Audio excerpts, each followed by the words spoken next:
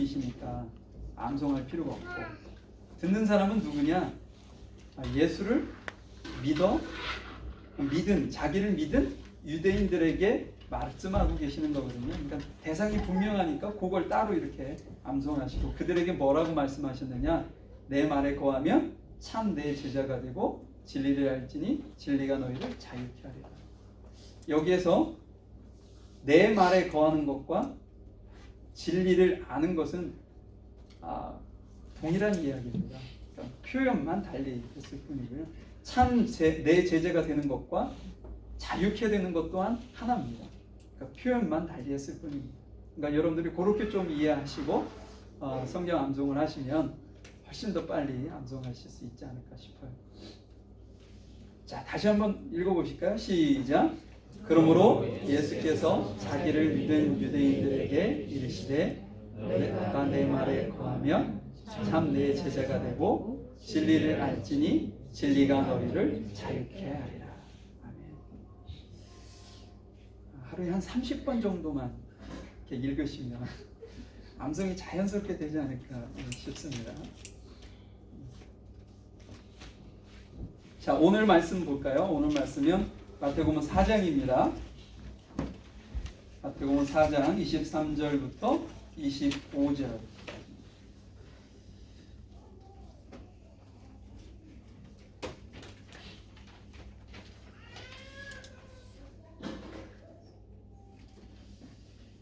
제가 다음 주에는 비밀인데요, 우리 교회 청년부 2명한테 암송을 시키려고 해요. 누군지 알겠죠? 청년부 2명 딱 있습니다. 2명만 시키겠습니다. 청년부 2명만. 더 안 시킵니다. 2명만. 자, 한번 볼까요? 4장 23절부터 25절까지 제가 읽어드리겠습니다. 예수께서 온 갈릴리에 두루 다니사 저희 회당에서 가르치시며 천국 복음을 전파하시며 백성 중에 모든 병과 모든 약한 것을 고치시니 그의 소문이 온 수리아에 퍼지니라. 사람들이 모든 앓는 자 곧 각색병과 고통에 걸린 자 귀신 들린 자 간절하는 자 중풍병자들을 데려오니 저희를 고치시더라. 갈릴리와 데가볼리와 예루살렘과 유대와 요단강 건너편에서 허다한 무리가 쫓으니라. 아멘. 제가 요즘에 계속 여러분들에게 그 교회에 관련해서 말씀을 드리고 있어요. 교회가 뭐냐라는 이야기를 하고 있는데요. 기억하시는지 모르겠습니다. 제가 처음에 교회는 구속 사역을 위해 부름받은 공동체다 라는 얘기를 했어요. 그러니까는 결국은 교회가 새신자 새가족이 계속 일어나지 않으면 안 되는 거죠. 구조 자체가 계속 한 가정에 아이가 낳는 것처럼 새로운 영혼들이 계속 탄생되어지는 공동체다. 두 번째가 주님의 약속을 붙들고 모인 공동체다. 그러니까 교회라는 공동체가 그냥 자기들의 어떤 이렇게 아밤리에 좋은 사람들, 편안한 사람들이 모인 공동체가 아니라 처음부터 분명하게 목적이 하나님 말씀의 약속의 말씀 붙들고 모인 공동체다라는 것이죠. 그렇게 모이다 보면 편안한 사람들끼리 또 모이게 돼 있어요. 그건 후자고 첫 번째 출발은 하나님의 말씀, 약속의 말씀을 붙든 공동체다. 세 번째가 신앙의 고백 위에 세워진 내 교회가 아닌 주님의 교회의 공동체다라고 했어요.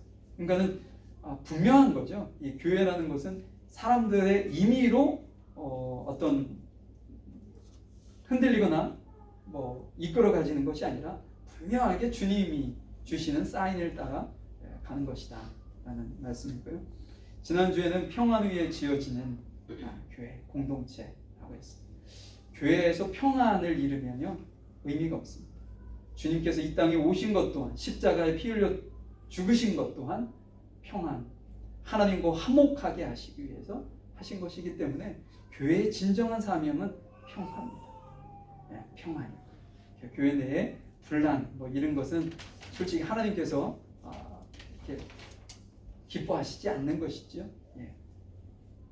자, 오늘은요 또 교회에 관련된 이야기를 하려고 해요. 근데 오늘은 조금 방향 좀 달리해서 교회의 사명이 뭐냐, 그런 공동체, 그런 어떤 무리들이 모였는데 그러면 교회가 하는 일은 뭐냐라는 거예요. 사명 아니면 혹시 뭐 기능이라고 표현할 수 있을까요? 그것에 대해서 좀 잠깐 동안 말씀을 좀 나눠보려고 합니다. 자, 오늘 제가 마태복음을 선택했어요. 한번 성경 피고 계시죠? 오늘 본문, 우리가 읽고 있는 그 본문이 어느 정도에 위치해 있는지를 좀 한번 볼게요. 마태복음 1장 한번 봅니다. 1장을 보면 여러분들 성경 위에 보면 조그만 소제목이 다 붙어 있어요. 그죠? 요즘 성경은 너무 읽기가 편하게 되어 있습니다. 그러면 마태복음 1장은 무엇으로 시작하냐면 족보로 시작해요. 족보. 예수님의 족보. 아브라함과 다윗의 자손 예수 그리스도의 세계라. 이게 이제 예수님의 족보를 얘기해서 예수님이, 여러분 이 족보라는 것이 얼마나 중요한지 아세요? 예전에는 어른들이 이 족보를 생명같이 생각했잖아요. 왜냐? 이 족보는 내가 실제로 존재한다는 증거거든요. 이 예수님의 족보라는 것이 그렇습니다. 예수님이 그냥 아무렇게나 태어난 것이 아니라 정말 역사적으로 분명한 어떤 역사 속에 태어나신 존재하셨던 분이다라는 것을 우리에게 강력하게 말씀해 주시는 것이 이 족보라는 것이죠. 족보로 시작했습니다. 그런데 바로 이어서 나오는 것이 예수님의 탄생 소식이에요. 1장 후반부에는 내부적으로 말씀을 하십니다. 그러니까 공개적으로 많은 사람들에게 공개하지 않으시고 내부적으로 예수님의 탄생을 말씀하시고 2장으로 가면 외부적으로 말씀을 하세요. 그래서 전혀 모를 법한 사람, 동방박사, 동방에서 온 박사들이 예수님의 탄생, 그 누군가 위대한 분이 탄생하실 것이라는 사실을 알고 그 예수님께 이렇게 찾아오는, 그래서 경배하는 그 모습을 우리에게 이제 말씀하시죠. 그러면서 그분에게 메신저 역할까지 하세요. 예수님에게 어떤 위험이 도사리고 있으니 그것을 피할 것을 그를 통해서 말씀을 하십니다. 그래서 예수님께서 애굽으로 피신하셨다가 헤롯 왕이 죽었다는 소식과 함께 다시 이스라엘로 돌아와서 나사렛이라는 곳에서 정착하시는 예수님의 유년기에 대해서 말씀을 하세요. 예수님의 어린 시절과 함께 모든 것을 이제 여기서 딱 끝납니다. 더 이상 설명이 없어요. 자, 3장은 어떤 거냐면 예수님의 유년기로부터 한 30년을 스킵합니다. 네. 그리고 예수님보다 6개월 먼저 난 세례 요한으로부터 시작을 해요. 그 세례 요한의 사명은 예수님의 길을 예비하는 자다라는 말씀을 성경에서 말씀하시는데, 어떻게 그 길을 예비하느냐? 회개하라, 천국이 가까웠다. 이 말씀부터 선포하시면서 세례 요한이 사역을 시작하고 요단강에서 그러니까 회개의 세례를 베푸는 장면을 묘사합니다. 심지어는 예수님 또한 그가 세례를 베푸죠. 예수님이 세례를 받으신 다음에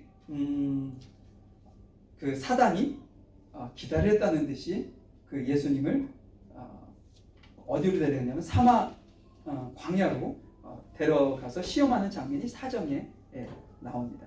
예수님께서 그 모든 것을 잘 시험을 통과하신 다음에 어떻게 보면은 예수님께서 이제는 공적인 사역을 시작할 준비를 딱 마치는 시간이 시험을 마치시는 그 시기입니다.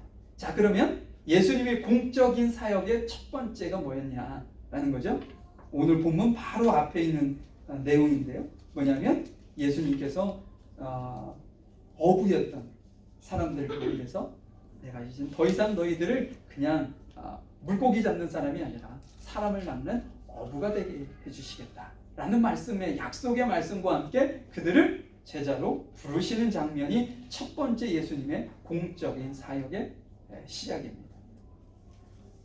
예수님이 대략 33세에 돌아가셨다고 봐요. 그러면 지금 사역을 시작한 때가 30세쯤 됐다고 보는 겁니다. 왜냐하면 공생애가 3년이라고 대략적으로 보거든요. 왜냐? 6월절이 3번 나옵니다. 복음서에서. 그렇기 때문에 3년에 걸쳐서 사역을 하셨다. 그러면요, 예수님은 다 아셨을 거예요. 어떻게 보면 우리가 이제 100세를 산다. 그러면 한 10% 남은 뭐 90세 아니면 85세 정도 되면 본인이 안다라고 했을 때는 이제 마무리하는 단계 아니겠습니까? 어떻게 내 인생을 마무리할까? 이렇게 생각을 하는 시점에 예수님은 어떤 인생의 마무리 아니면 다른 한편으로는 공적인 사역을 어떻게 시작을 할까? 아주 묘한 시기에 봉착했다는 것이죠. 그래서 첫 번째는 제자들을 부르시는 사역이고, 오늘 본문이 아주 짧지만 예수님께서 우리에게 무엇인가 사인을 주는 교회가 어떻게 존재하는 것이고, 또 내가 그것을 어떻게 너희들에게 먼저 본을 보이시겠다. 뭐 이런 어떤 뉘앙스가 담긴 아주 짤막하지만 아주 중요한 말씀을 우리에게 하고 계십니다. 자, 한번 볼까요? 하나님께서 우리에게 어떤 사인을 하고 있는지. 예수님께서 주신 이 사인을 교회가 인지하고 따라가면 복된 것이고, 이것을 감지를 못하면 이것만큼 안타까운 사실은 없는 거죠. 지난주에 제가 제 친구 소천한 이렇게 식물인간이라는 표현을 제가 썼었는데, 그렇게 해서 이렇게 운명을 하는 그 친구 이야기를 제가 했어요. 근데 그 친구에게요, 제가 좀 안타까웠던 것이 뭐였냐면, 그 사고 이후 수술을 한 다음에 정신은 살아있고 말은 할 수 있는데 몸은 전혀 못 움직인다고 했잖아요. 근데 더 안타까웠던 건 뭐냐면, 이게 계속 누워있잖아요. 누워있다 보니까 이 등이 공기가 통하지 않죠. 그럼 거기에 진물을 나요. 그럼 본인이 그걸 느껴서 이야기를 해야 되는데 그걸 못 느끼더라고요. 그러니까는 결국은 부모님이 일 나가셨다가 들어오셔서는 매일같이 물수건으로 등을 닦아주고 뒤에 어떤 수건을 갈아주고, 이것이 일상화돼 있더라고요. 못 느낀다는 것은 이만큼 위험한 겁니다. 예수님이 교회의 머리라고 하셨잖아요. 우리는 교회의 몸이라고 했고요. 머리 대신 예수님께서 우리에게 어떤 말씀을 하고 계시는지를 몸인 우리가 아주 민감하게 반응을 하고 캐치하고 이해를 해야 되는데, 만약에 우리가 이것을 둔감하다라고 했을 때는 엄청난 위험이 도사리게 된다 라는 사실이죠. 그래서 오늘 말씀이 우리에게 주신 하나님의 아주 강력하신 요구의 말씀, 사명의 말씀이라는 사실을 여러분들이 인지하고 오늘 말씀을 좀 보셨으면 좋겠습니다. 자, 하나님께서 우리에게 주신 사인이 뭐냐? 자, 23절. 예수께서 온 갈릴리에 두루 다니사 저희 회당에서 가르치시며 천국 복음을 전파하시며 백성 중에 모든 병과 모든 약한 것을 고치시니라고 말씀하셨습니다. 이것을 예수님의 3대 사역이라고 합니다. 예수님께서 이 땅에 오셔서 무슨 일을 하셨느냐? 3가지 일을 하셨다는 거죠. 딱 추리면 3가지다. 첫 번째가 뭐냐? 가르치는 일과 전파하는 일과 약한 자들 고치는 사역을 하셨다. 이 3가지 사역을 얘기합니다. 가르치는 사역은 제가 좀 후에 얘기를 하고요. 전파하는 사역은 뭐 설교가 될 수도 있고요. 그 다음에 전도가 될 수도 있고요. 선교가 될 수도 있습니다. 고치는 사역은 뭐 여기 각색 병 또는 약한 자들을 고치셨다 이렇게 얘기를 하시는데, 이것이 육적인 어떤 질병을 얘기할 수도 있고 영적인 상태를 얘기할 수도 있어요. 그래서 교회는요, 끊임없이 연약한 자들을 고치고 회복시키는 사명이 있습니다. 자, 그러면 이건 뭐 나중에 말씀을 좀 하게 될 거고요. 오늘은 다르지 않을 것입니다. 오늘은 한과 저 앞에 있는 가르치는 부분에 대해서만 여러분들하고 말씀을 한번 나눠보려고 해요. 자, 이렇게 가르치는 사역과 전파하는 사역과 고치는 사역, 이 사역을 예수님께서 이렇게 다니시면서 하셨을 때 어떤 결과가 있냐라는 것을 우리 24절, 25절에 보면 나오는데요. 자, 다시 한번 읽어보겠습니다. 그 소문이, 그러니까 예수님께서 가르치고 전파하시고 고치는 이 사역, 이것이 소문이 온 수리아에 퍼지니라. 그 지역에 이 소문이 완전히 퍼졌는데 모든 사람들이 그렇기 때문에 병자들이 예수님께 막 모여들기 시작했다는 거예요. 자, 소문이 퍼졌고, 두 번째는 25절을 보니까요, 갈릴리, 데가볼리, 그 다음에 예루살렘, 유다. 그러니까는 갈릴리는 맨 북쪽에 있는 도시거든요. 그런데 남쪽에 있는 유다, 예루살렘까지 이 소문이 퍼졌다. 그리고 그곳으로부터 어떤 일이 벌어졌느냐? 25절 끝부분에 보니까 허다한 무리가 쫓았다. 이렇게 말씀하고 있어요. 두 가지의 증거가, 그 일을 했더니 두 가지의 반응이 보였는데, 첫 번째는 소문이었고, 두 번째는 예수의 가르침에 따르는 자들이 예수님을 쫓기 시작했다. 이 두 가지 사실이라는 것이죠. 그러니까 세 가지 사역을 감당하게 되면 두 가지 반응은 분명히 나오게 되어 있다라는 얘기를 하고 있는 것이죠. 여러분, 교회도 이러한 동일한 일들이 벌어져야 됩니다. 첫 번째는 소문인데요. 교회는요, 좋은 소문이 퍼져요. 기쁜 소식이 퍼져야 된다는 사실이죠. 교회를 갔더니 제가 말씀드렸는지 모르겠어요. 제가 2009년도에 여기 온다고 했더니 친구 목사님이 미국에서 이제 유학생활하고 그쪽에서 이민 교회에서 사역을 했던 목사님이 한국으로 들어오시는 타이밍에 저는 나왔어요. 그랬더니 그 목사님이 저에게 뭐라고 조언을 해주시냐면, 목사, 외국에 나와서 이민교회 가서 사역을 하면 교인들을 제일 조심해야 돼 라는 얘기를 하는 거예요. 제가 가서 교인들을 대상으로 사역을 해야 될 사람에게 뜻밖의 얘기를 해서 제가 깜짝 놀랐어요. 왜 그래? 그랬더니 자기가 이민 목회를 해보니까 교회 내 이민교회 특수성이죠. 사기를 제일 많이 다. 교인들끼리 서로 사기치고 이런 일들이 비일비재하게 이루어진다는 거예요. 미국은 이민 역사가 더 기니까 어떻게 보면 그런 일들이 더 많이 있을 수 있겠죠. 그래서 교회 내에서 돈거리 절대 하지 말고, 교인들 믿고 무엇인가 투자한다든지 절대로 하면 안 된다 하는 이야기를 하시더라고요. 뭐 저희 교인들도 마찬가지로 서로 돈거래 하시지 않으시겠죠. 이거 조심하셔야 돼요. 가까울수록 조심하셔야 돼요. 소문이, 좋은 소문이 나면요, 좋은 것들이 이렇게 좋은 어떤 선한 영향력들이 막 벌어져요. 근데 나쁜 냄새가 이렇게 어떤 소문이 터진다 그러면 나쁜 일들, 그런 것과 대치된 부분들만 이렇게 모여들게 되어 있습니다. 그래서 교회는요, 소문이 아주 중요한데, 예수님께서 향하셨던 것처럼 좋은 소식, 어떤 좋은 소문만이 퍼져야 된다는 거죠. 우리 교회도 마찬가지입니다. 소문이 계속, 좋은 소문이 나야 돼요. 그 교회를 갔더니 교인들이 너무나도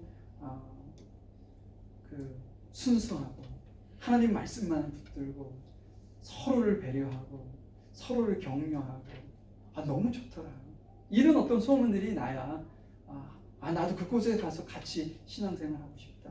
신앙생활 안 하던 분들도 나도 그곳에 가서 신앙생활 해보고 싶다. 내가 여러분들이 믿는 물가신경교회 교인들이 믿는 그 하나님을 나도 믿고 싶다라는 어떤 동기 유발이 되지 않겠습니까?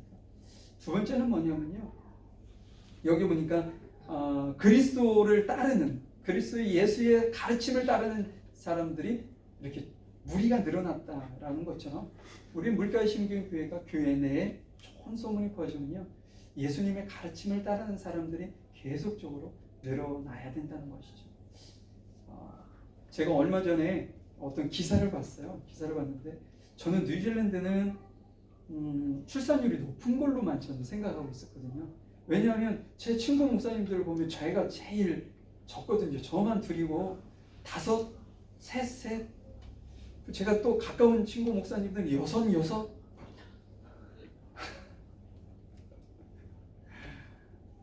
그래서 저는 뉴질랜드는 출산율이 높구나. 저는 그렇게만 생각했어요. 그랬더니 통계를 보니까 그렇지 않더라고요.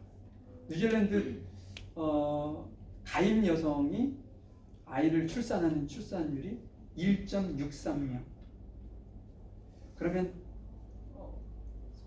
2명이 결혼해서 1명 반 정도를 낳는 거니까 두 부부가 3명의 아이를 낳는 거니까 이건 어떻게 저출산율이죠. 그래서 인구가 줄어드는 현상이 벌어지죠.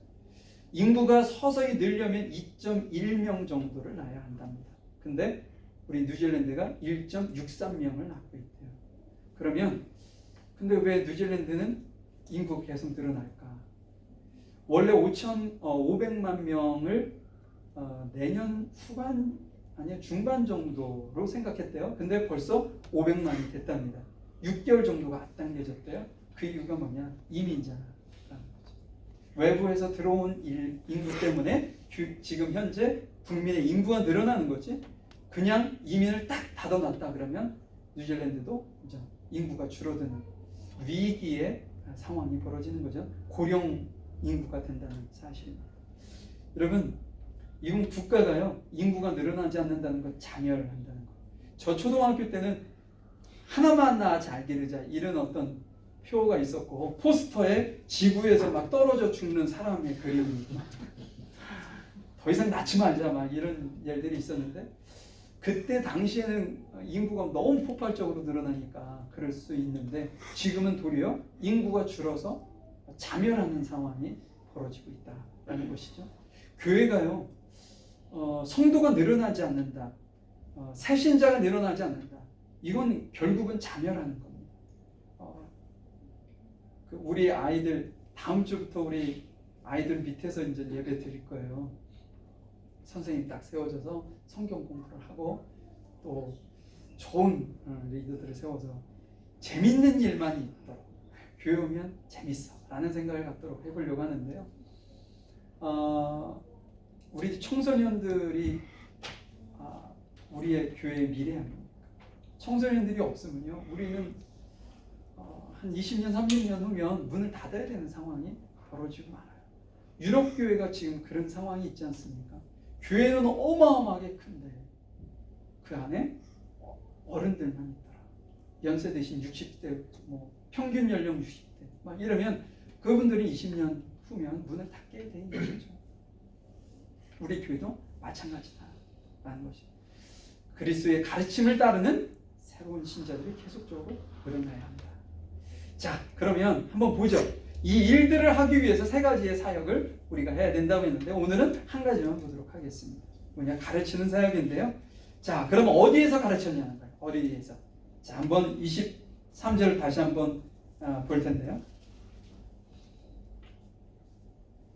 예수께서 온 갈릴리에 두루다니사 저희 회당에서 가르치시며 라고 했어요. 회당.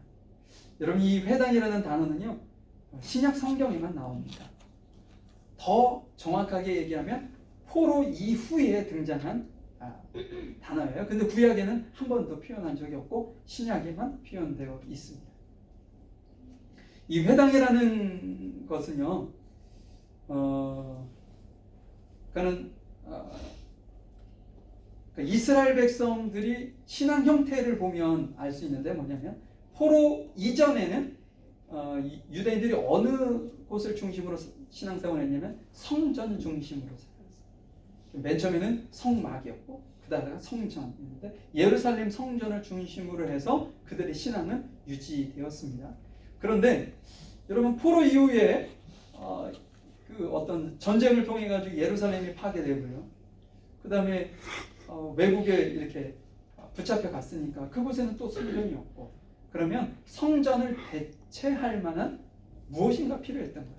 그래서 나타난 것이 이제 회당이었다는 거죠. 근데 이 회당은요 유대인들은 뭐죠? 10명? 유대인 10명만 모이면 무조건 회당을 짓습니다. 그러니까 만약에 그 지역에 갔더니 회당이 없더라 그러면 그 지역에 유대인이 10명 이하였다 라고만 보시면 돼요. 그러니까 10명만 모이면 무조건 회당을 짓는다. 왜 회당을 짓냐? 아주 중요한 요인이 있는데요. 이 회막의 성전이 없어지고 성전 중심에서 지금 얘기하고 있는 회당 중심으로 가면서 생긴 하나의 직분이라고 할까요? 직제가 있는데 뭐냐면 서기관, 다른 말은 율법 박사 뭐 이렇게 표현을 하는데, 그들은 그 예전에는 이제 인쇄술이 발달하지 않았기 때문에 이 성경을 계속, 구약의 율법을 계속 밑에 있는 사람들에게 전수를 해야 되잖아요. 그러기 위해서 이것을 이렇게 받아 쓰는 사람이 필요했어요. 그것이 이제 서기관들이었었던 것이죠. 근데 이 서기관들이 시간이 조금씩 지나면서 이 베껴 쓰는 일만 한 것이 아니라 이것을 연구하고 가르치는 일을 하기 시작합니다. 그래서 이들의 직분이 아주 중요한 직분 중 하나가 뭐냐면 회당이라는 장소에서 율법을 가르치는 사역을 아주 중요한 사역으로 했었다라는 거예요. 자, 그러면 10명의 유대인만 모이면 무조건 회당을 친다고 그랬죠? 짓는 이유가 있습니다. 자녀들을 율법 교육을 시키기 위해서 회당을 짓는 거예요. 그 전까지 회당이 없었을 때는 누가 그 일을 감당했냐? 집에 있는 아빠가 그 일을 감당했어요. 근데 10명의 유대인이 모이면 회당을 짓고 그곳에서 가장 먼저 하는 것이 뭐냐? 청소년 자기 자녀들을 그곳에서 모세 율법을 가르치는 일들을 그곳에서 했다라는 것이죠. 그곳에서 예수님께서 말씀을 가르치셨다는 거예요. 자, 그러면 지금 현재로는 회당이 지금으로는 무엇이냐? 교회라는 거예요. 교회. 그럼 교회의 가장 중요한 사명 중 하나가 뭐냐? 가르치는 사역. 뭘? 하나님의 말씀을 가르치는 사역. 자, 그러면 예수님께서 이 회당에서 무엇을 가르쳤느냐, 이런 것을 한번 아주 중요한 포인트지 않겠어요? 자, 회당에서 유대인들, 서기관들은 율법을 가르쳤습니다. 모세 율법 해가지고 창세기, 출애굽기, 레위기, 민수기, 신명기, 이것을 중심으로 말씀을 가르쳤어요. 근데 예수님은 이걸 교재를 삼아서 무엇을 가르쳤느냐? 하나님의 나라 백성은 어떻게 살아야 되는지, 백성된 삶을 가르치기 시작했다라는 거예요. 자, 제가 지금 4절 마지막 절을 했는데 5장하고 6장하고 7장 이 세 장을요 뭐라고 얘기하냐면 산상수훈이라고 합니다. 산상수훈. 예수님께서 이 땅에 오셔서 제자들을 가르치신 내용이고요, 설교하신 내용이에요. 그러면 예수님께서 회당에서 가르치셨다라는 얘기는 뭐냐면 율법을 그 교재로 삼아서 5장, 6장, 7장의 내용을 가르치셨다, 이렇게 보셔도 됩니다. 왜냐하면 이건 간추린 내용이거든요. 예. 자, 그래서 산상수훈의 내용이 무엇이냐라고 이제 여러분들이 생각을 하시면 어떤 일이 벌어지냐? 하나님의 나라 백성들은 어떻게 살아야 되는지, 하나님의 백성은 무엇으로 구별하는지 라는 내용이 이 산상수훈에 나오는데요. 우리 한번 성경 7장 한번 봐볼까요? 5장은 여러분들이 아시는 팔복에 대해서 나오고 여러 가지 내용이 나옵니다. 기도는 어떻게 해야 되는지 여러 가지 나오다가 8장 마지막에 15절에부터는 어떤 말씀이 나오냐면 열매로 그 나무를 알 것이다, 이런 말씀이 나와요. 그러면 이 산상수훈의 이게 결론이죠. 말씀의 결론인데, 그러면 하나님의 나라 백성들은 어떻게 살아야 되느냐? 열매 맺는 삶을 살아야 된다. 또한 하나님의 나라 백성을 어떻게 구별하느냐? 그 열매를 보아 구별할 수 있다, 이런 얘기를 하고 있는 것이죠. 제가 이제 이번 주 이후부터는 마태복음 5장부터 설교를 해내려고 해요. 예수님께서 하셨던 이 산상수훈의 내용을 여러분들과 좀 말씀을 나눠보려고 하는데, 자, 좋은 열매를 맺는다는 것은 그러면 어떻게 살아가는 것이 좋은 열매를 맺는 것이냐, 이것이 아주 중요하겠죠. 왜냐하면 예수님의 가르침의 중심이 되는 말씀이기 때문에 그렇습니다. 자, 우리 한번 누가복음 말씀 한번 볼게요.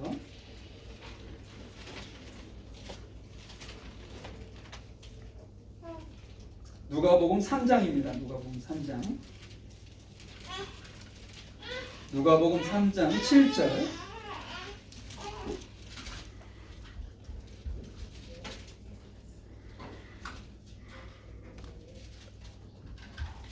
그 세례 요한하고 예수님하고 공통점이 있는데, 세례 요한이 처음으로 자기의 사역을 시작하면서 했던 것이 뭐냐면 회개하러 천국에 가까웠다, 이 말씀이었거든요.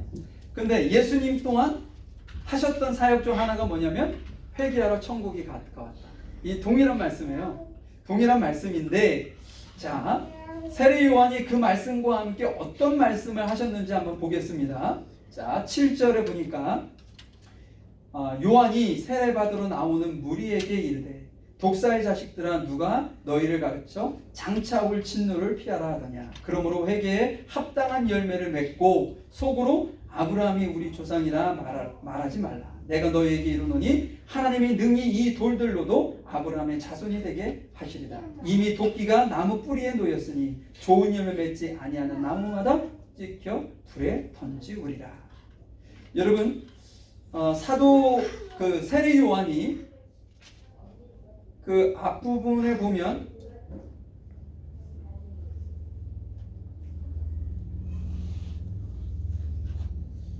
(3절에) 보면 요한이 요단강 부근 그 각처에 와서 죄사함을 얻게 하는 회개의 세례를 전파한다, 이런 말씀을 했거든요. 그러니까 결국은 뭐예요? 회개의 세례를 받으라고 전파를 말씀을 선포한 거예요. 그러면 그거에 대한 반응으로 이 시간 많은 사람들이 세례 요한에게 지금 나와오는 장면을 여러분들이 상상을 하시면 되고요. 그때 세례 요한이 그들에게 하신 것이 독사의 자식들이라고 아주 강력하게 쓴소리를 합니다. 그 이유가 뭐냐? 8절에 보니까 회개에 합당한 열매를 맺고 속으로 아브라함이 우리의 조상이라 이야기하지 말라. 이 본인의 요구에 따라서 왔던 그들에게 세례 요한이 그렇게 얘기를 했는데 왜 그렇게 강하게 얘기했느냐? 그들이 말과 어떤 생각으로만 회개하고 행동으로는 회개하지 않았다는 것을 알았기 때문에 이렇게 강하게 그들을 질책하고 만 것이죠. 자, 그렇다면 여기서 이제 우리가 알아야 되는 거죠. 어떻게 그러면 세례 요한이 그것을 알았느냐? 그들의 행동을 보아서 알았다는 것인데 그들에게 요구한 것은 뭐냐? 좋은 열매를 맺으라는 거예요. 좋은 열매. 그러면 좋은 열매가 무엇이냐라는 것만 우리가 알면 하나님께서 우리에게 요구하시는 것을 우리가 정말 제대로 된 삶을 살아갈 수 있겠죠. 자, 요것만 간단하게 보고 말씀을 좀 마무리해 보려고 합니다. 자, 10절 봅니다. 10절. 여기에 보면 세 부류가 나와요. 첫 번째 부류입니다. 10절 11절. 무리가 물어 가로되 그러하면 이제 세례 요한이 독사의 자식들아 얘기하시면서 어떤 열매, 좋은 열매를 얘기하다 보니까 이 무리들이 당황한 겁니다. 세례 받으러 왔던 그 무리 중에 절대 다수를 이루고 있는 무리가 물었습니다. 그러면 우리가 무엇을 하리이까? 우리가 어떻게 해야 그러면 좋은 열매를 맺을 수 있습니까? 라고 얘기를 하니까 11절 이렇게 얘기합니다. 대답하여 가로되 옷 2벌 있는 자는 옷 없는 자에게 나눠줄 것이요 먹을 것이 있는 자도 그렇게 할지니라. 여기서 2벌 옷을 가진 사람이 없는 사람에게 1벌 옷을 주라는 거예요. 자기 옷 2벌을 다 주라는 것이 아니고요. 남는 음식이 있으면 음식 또한 같이 나눠라, 이런 얘기를 하고 있어요. 여러분, 유대인들에게 있어서 겉옷은요 아주 중요한 역할을 합니다. 지금 우리는 겉옷은 그냥 옷을 입는 것으로만 사용하잖아요. 그런데 이스라엘 백성들은 2가지 역할이 있어요. 첫 번째는 옷을 입는 것이고요. 두 번째는 뭐냐면 그것이 광야지만 아침과 저녁, 낮 온도가 엄청나게 큰 차이가 있습니다. 저녁에는 아주 춥거든요. 그 겉옷이 없다는 것은 이불이 없다는 얘기나 다름이 없어요. 그래서 이 겉옷을 유대인들은 추운 저녁에는 이불처럼 덮는 역할을 했다. 그런데 이 덮을 옷이 없는 사람이 있었을 때 너에게 2벌의 옷이 있다면 1벌의 옷은 없는 사람에게 나눠줘. 왜냐? 이건 그에게 죽고 사는 문제이기 때문에 그렇습니다. 이 먹는 것도 마찬가지입니다. 우리에게 먹을 것이 있는데 우리에게 먹을 것이 우리가 먹고도 남을 만큼의 식량이 있다, 음식이 있다 라고 했을 때 먹을 것이 없어서 죽고 사는 문제가 걸린 그들에게 어떻게 해야 돼요? 우리가 그 음식을 나눠주라고 말씀을 하고 있는 것이죠. 자, 예수님께서 사도 요한이, 세례 요한이 세례에 좋은 열매를 맺고자 하는 이들에게 그렇게 어려운 부탁을 한 것 같지는 않아요. 자, 한번 두 번째 보죠. 12절 13절입니다. 12절에는 세리들입니다. 여러분들 잘 아시죠? 세리들도 세례를 받고자 하여 와서 가로되 선생이여 우리가 무엇을 하리이까 이렇게 요구합니다. 동일한 질문을 하는 거예요. 이들은 목표는 딱 한 가지입니다. 세례에 그러니까 용서를 받을 수 있는 죄를 용서받을 수 있는 그 세례를 받기 위해서 지금 이렇게 나오고 있는 거예요. 천국이 가까웠다고 하니까 그곳에 천국 백성이 되고자 하는 마음으로 지금 질문을 하고 있는 겁니다. 그곳에 들어가고자 하는 마음으로. 13절 뭐라고 얘기하시냐면 정한세 외에는 늑징치 이건 청구하지 거두지라는 말인데요. 거두지 말지니라 라고 말씀하고 있습니다. 여러분들도 아시는 것처럼 세리들은 예전에 제가 설명했던 것 같은데 직접세가 있고 간접세가 있다고 그랬어요. 직접세는 로마인들이 직접 세금을 징수해서 본인들이 가져가는 거고, 간접세는 그 나라 백성들 중에 사람을 세워서 간접적으로 걷어들이는 세가 있는데, 이 세례인들이 주어진 세가 예를 들어서 야 아이들 한 사람당 5불만 걷어라 이렇게 정해진 세가 있는데, 이 5불이 아니라 7불을 걷는다는 거죠. 그리고 2불은 본인들의 부를 축적하는 곳에 사용했다는 거예요. 그러니 로마인들에게 등골이 흘 만큼 세금을 내는 우리 유대인들에게 본 백성에게 추가적으로 더 많은 세를 징수받아가지고 고통을 당하니 이게 얼마나 그 악감정이 들겠어요. 그래서 세리인들은 유대인들이 상종하지 않는 사람들이었다는 거예요. 그런데 그들이 세례를 받고 죄를 용서받고 하나님의 천국 백성이 되겠다고 나왔어요. 세례 요한이 그걸 왜 모르겠어요? 다 알고 있겠죠. 근데 세례 요한이 그들에게 요구한 것이 뭐냐? 야, 추가된 세금 징수하지 마. 로마인들이 걷어들이라고 한 그것만 걷어들이라 라고 요구를 하고 있다는 것이죠. 자, 마지막으로 군인들이 등장합니다. 14절입니다.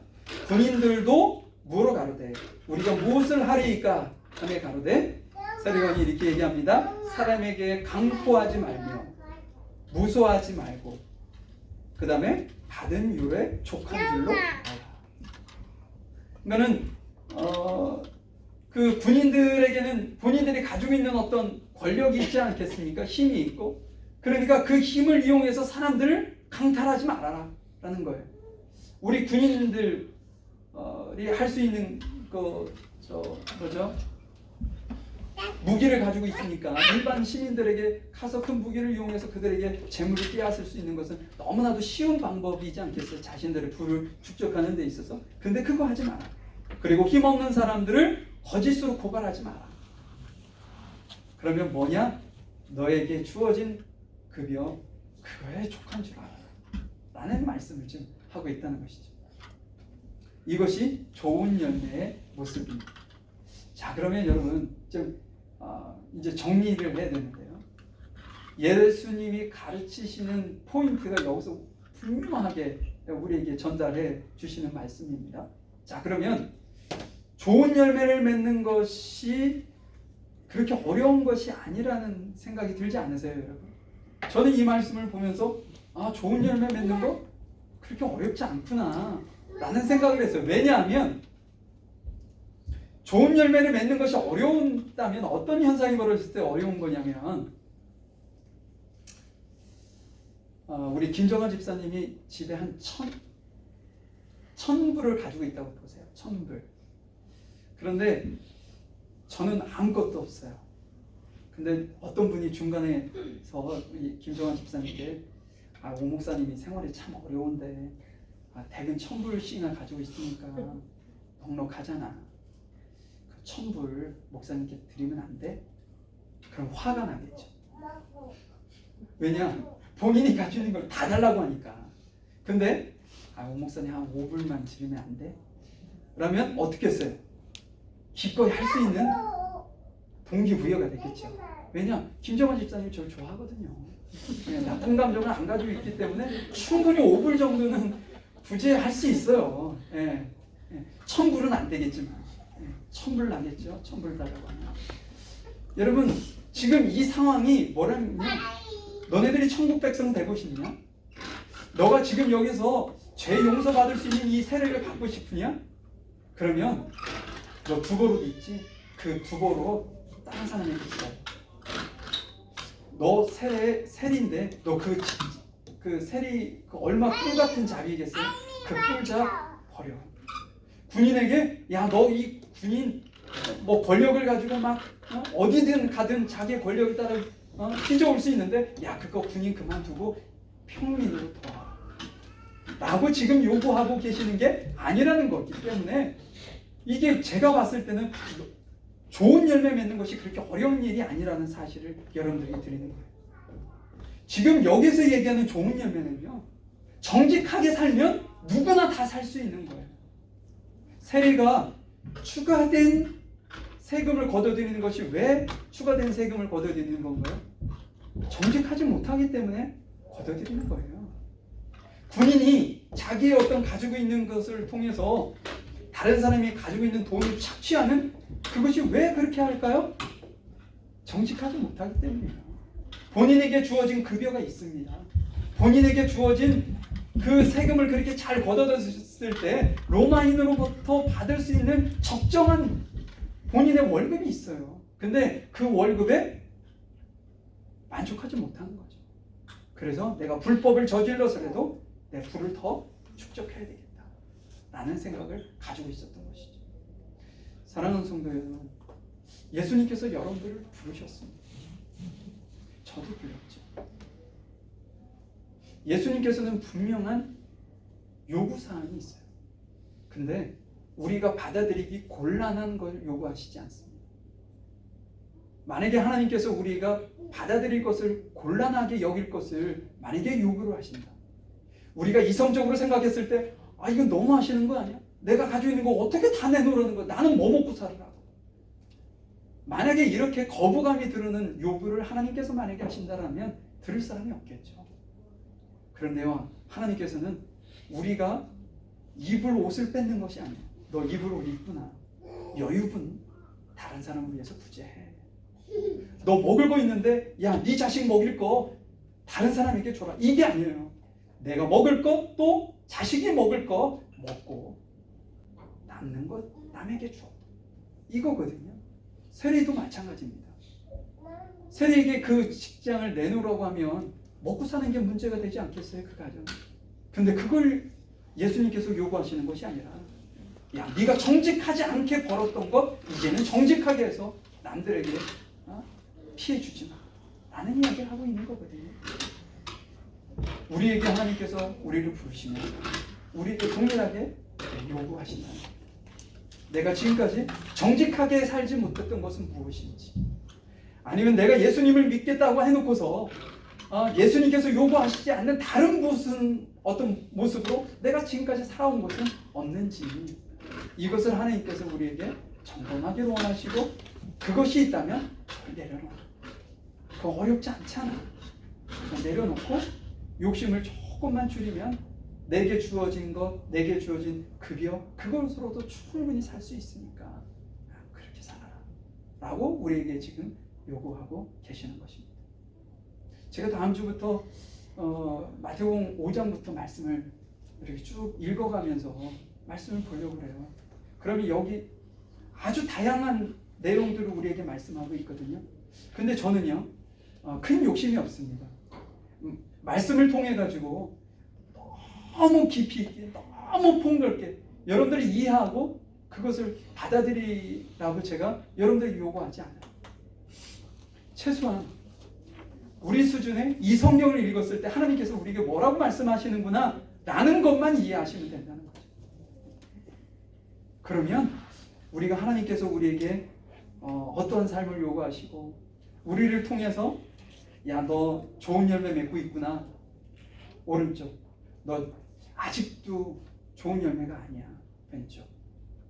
하나님께서 구별하실 수 있는, 구별하시는 방법이 좋은 나무는 좋은 열매를 맺느냐 안 맺느냐로 결정하신다고 하셨으니까 우리의 삶 또한 하나님께서 그렇게 하시겠다라고 말씀하고 계시는 거거든요. 그것은요, 어렵지 않습니다. 성경을 읽고 이해된 부분대로 우리가 살면 돼요. 그런데 우리가 이해되고 읽고 이해됐는데도 불구하고 그대로 살지 못하기 때문에, 그렇게 살려고 하지 않기 때문에 어떻게 보면 우리가 좋은 열매가 아닌 나쁜 열매를 맺고 살고 있는지도 모르겠습니다. 교회라는 곳에서 처음으로 돌아가죠. 좋은 교회는 좋은 소식, 좋은 소문이 나야 된다고 그랬어요. 근데 왜 교회가 좋은 소문이 안 나나요? 말씀은 읽어놓고 살지 않기 때문에 그래요. 그리고 욕심, 그러니까 내게 주어진 100이라면 100만 원해야 되는데 110, 120을 원하기 때문에 그 10과 20 때문에 우리 교회가 욕을 얻어먹고 좋은 소문이 나지 않는 거예요. 여러분, 우리는 우리에게 주어진 100만 요구하시자고요. 우리에게 주어진 것이 100이면 그냥 100만, 110, 105, 101, 1, 2 그거 우리 인생을 크게 바꾸지 않을, 조금 어떻게 보면 없어도 되는 거거든요. 하나님께서 우리에게 주시고자 하시는 그것만 생각하시고 산다면 우리 교회는 좋은 소문을 많은 이들에게 전하고 그 소문을 따라 많은 사람들이 주의 말씀, 주의 가르침을 따라 올 수 있는 놀라운 은혜와 기적을 경험하게 될 것입니다. 제가 한 가지, 제가 교육하다가 겪었던 이야기 하나만 이야기하고 말씀 마치려고 하는데요. 어떤 한 가정이 있었는데 너무 열심히 신앙생활을 해요. 근데 거기에는 두 자녀가 있어요. 그 두 자녀가 있는데 갑자기 한 자녀가, 동생이 교회를 안 나오기 시작했습니다. 처음에도 큰 아이보다 작은 아이가 신앙의 깊이가 조금 낮다는 건 뭐 제가 가르치면서 알았는데 그 아이가 교회를 나오지 않게 됐어요. 그래서 신방을 하게 되었고, 왜 그렇게 되냐 그랬더니 뜻밖의 이야기를 듣게 돼요. 그게 뭐냐면 큰아이가 아주 신앙생활을 열심히 해요. 열심히 하는데 집에만 오면 울어. 교회만 갔다 오면 우는 거예요. 그런데 교회 갔다 와서 왜 우냐, 이게 중요한데 교회에 가서 받은 상처를 동생 앞에서 우는 거예요. 근데 그 상처가 동생이 봤을 때 저기는 잘못한 것이 없는데, 아니 교회라는 것이 왜 뒷담화를 해? 막 이러는 거죠.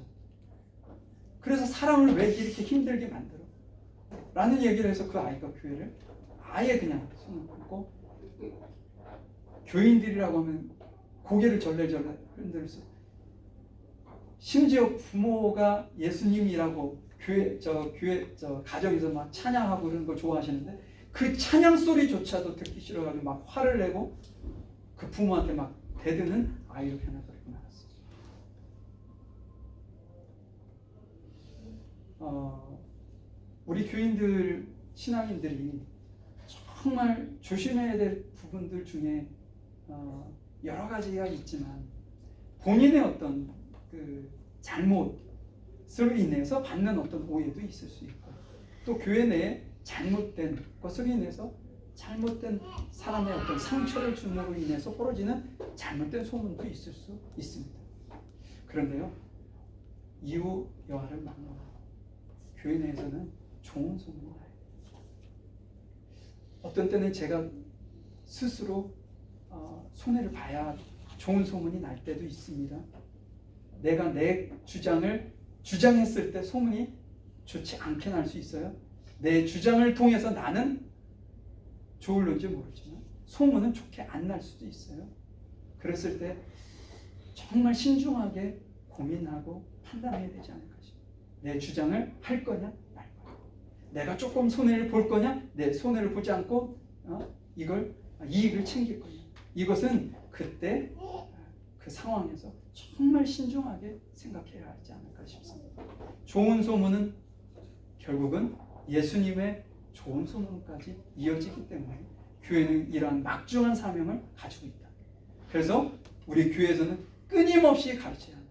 어떤 삶을 가르쳐야 되느냐? 지금 세례 요한이 세리들과 군인들과 무리들에게 요구하셨던 것, 너무 무리한 요구가 아니라 정말 우리가 쉽게 할 수 있는 그 수준의 요구를 우리에게 하셨을 때 우리는 정말 기쁘고 그것을 감사한 마음으로 그것을 받아들이고 삶으로 옮겨야 된다라는 사실인 것이죠.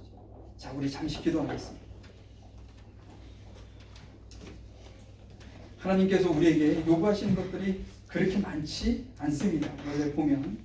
근데 그 하나님께서 우리에게 요구하시는 그 말씀을 우리가 정말로 주님 앞에 아름다운 열매, 많은 사람들에게 복된 열매를 맺기에 부족함이 없는 그런 삶을 주님 앞에 살아드리기 위해서 우리 끊임없이 기도해야 되지 않을까 싶습니다. 잠시 제가 기도하겠습니다. 사랑과 은혜가 풍성하신 하나님 감사합니다. 오늘 예수님께서 교회 내에서 하셨던 사역, 가르치는 사역과 전파하는 사역과 또한 고치는 사역을 우리가 진실로 본을 받아 우리가 그 사역을 정말로 주께서 오시는 그날까지 감당해야 하는데 주님께서 저희들에게 지혜와 은혜를 베풀어 주셔서 정말로 저희들이 이 모든 일들을 잘 감당할 수 있도록 인도하시고 주관하여 주시옵소서. 그 일을 감당하기에 앞서 하나님께서 우리를 부르시면서 우리에게 요구하시는 것들이 있을 텐데 하나님, 우리가 지금 현재 하나님께서 우리에게 내게 요구하시는 것이 무엇인지 이 시간 저희들이 고민하기를 원합니다. 하나님께서 일이라는 것을 요구하신다면 너무 넘치도록 일을 드릴 필요 없이 일만 드려도 하나님께서는 인어프 하시고 충분히 우리를 통해서 하나님의 나라와 의의가 확장되는 일에 사용되어 주실 줄 믿습니다.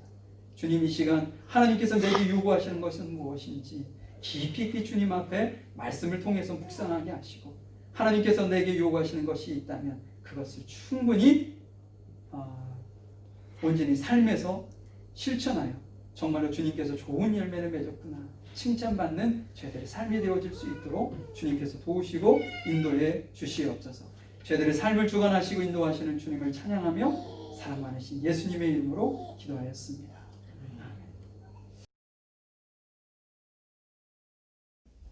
지금은 우리 주 예수 그리스도의 크신 은혜와 아버지 하나님의 무한하신 사랑하심과 성령님의 인도하시고 내주하시고 교통하심, 정말로 주께서 저희들에게 주신 사명, 가르치고 전파하고 고치는 그 사역, 주께서 주신 그 사명을 정말로 철저히 이루어 나가며 또한 주님께서 주신 그 말씀 따라 살아가기를 원하는 우리 귀한 성도들 머리 위와 가정과 사업장 유토위와 학업 위에 지금부터 영원히 함께 하시기를 간절히 축원하옵나이다.